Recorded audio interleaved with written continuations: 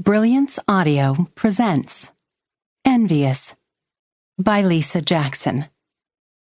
Performed by Caroline Price. Bliss Cawthorne's coming back to town. Mason froze, his pen in his hand as he sat at his desk. What? You heard me. Jared Smith snagged his hat from the hall tree as he walked to the door of Mason's office. Just thought you'd like to know.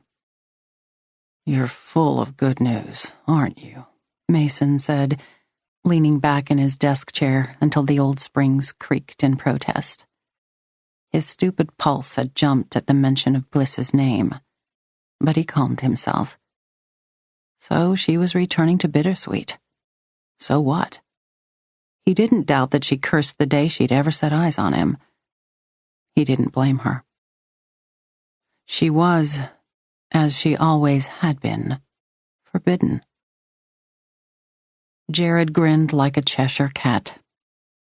Supposedly it'll be a short visit, just coming back for her old man's wedding. To your mother. Mason had already heard the news that had swept like wildfire through dry grass along the streets of Bittersweet.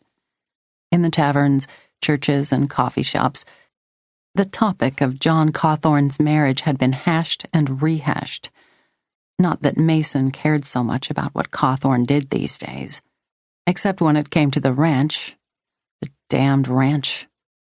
Behind the old man's back, he'd made a deal with Brinny to buy out part of it. His conscience twinged a bit. He had a 10-year-old deal with the old man, too. One he no longer intended to honor. Yep. Jared squared his hat on his head and paused at the door. This is a small town. Too small. Nervously, Mason clicked the pen. But you couldn't stay away. Mason grimaced and glanced at the picture propped on the edge of his desk. In the snapshot, a pixie of a girl with dark hair and amber eyes smiled up at him. Freckles dusted her nose. Teeth too large for her mouth were a little crooked in a smile as big as the world. Dee Dee. Well, really, Deanna Renee. But he'd always called her by her nickname. I've got my reasons for coming back, he admitted. Don't we all? I suppose, Mason allowed. He and Jared had been friends for years, ever since high school. Jared had been everything from a log truck driver to a detective with a police department in Arizona somewhere.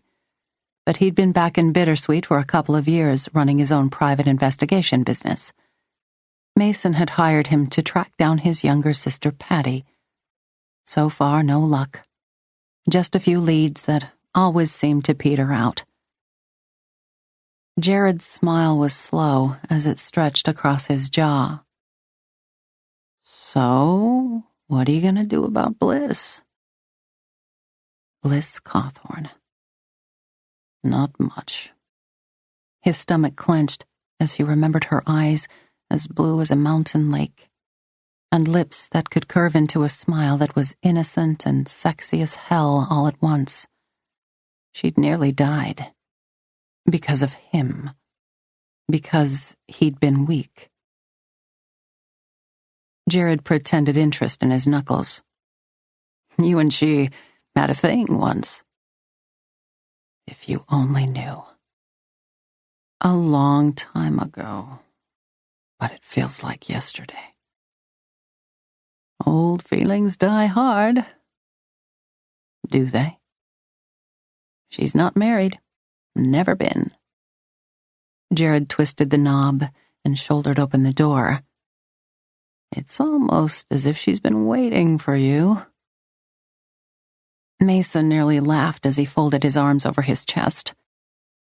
My guess is that she'd just as soon spit on me as talk to me. Still blaming yourself for that accident?